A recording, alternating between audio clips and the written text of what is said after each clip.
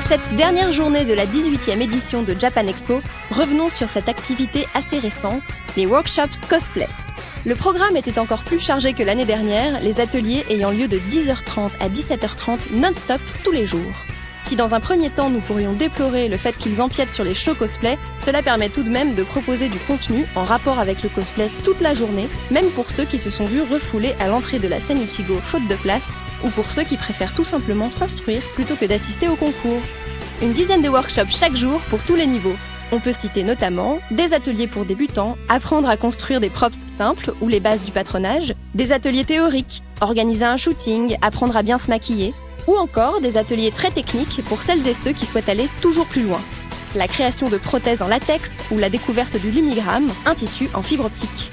Des workshops si passionnants qu'il était parfaitement possible tout au long de ces 4 jours de ne faire que ça.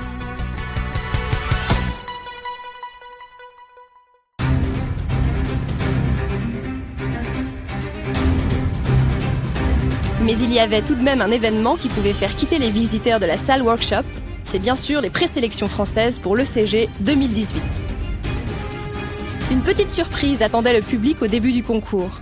Echo, ancienne représentante indonésienne pour le WCS, dauphine du Global Easter Cosplay, mais également invitée cosplay de Japan Expo, avait préparé une prestation pour l'occasion, illustrée par une vidéo faite par ses soins.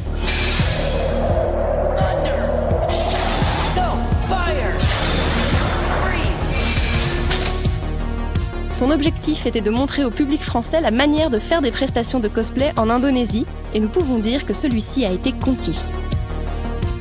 Côté concours cette année, la désertification des groupes s'est largement faite sentir avec seulement 5 participations. La pression engendrée par ce concours ferait-elle peur aux cosplayers ?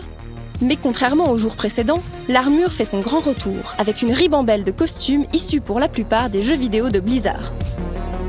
La licence était en effet si présente, plus de 6 prestations sur une totalité de 15, qu'on se serait parfois cru à la BlizzCon. Si les fans ont dû apprécier, il ne fait aucun doute que l'intégralité du public ne s'est pas non plus lassée. Mention spéciale pour cette Aloy du jeu vidéo Horizon, qui a effleuré la première place grâce à la qualité de son costume, ainsi qu'au dynamisme de sa prestation très bien jouée.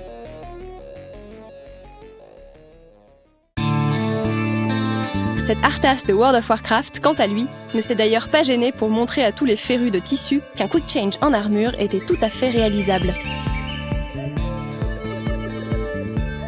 Malgré tout, quelques robes de princesse ont su trouver leur chemin parmi tous ces guerriers émérites, et certaines prestations nous ont même apporté un peu de douceur. Et c'est le cas des gagnantes de la catégorie groupe, avec leurs costumes issus du jeu vidéo Child of Light. Leur complémentarité et la grâce de leurs mouvements et de leurs prestations ont su séduire le jury, qui les a désignées représentantes de la France pour la finale qui se déroulera l'année prochaine.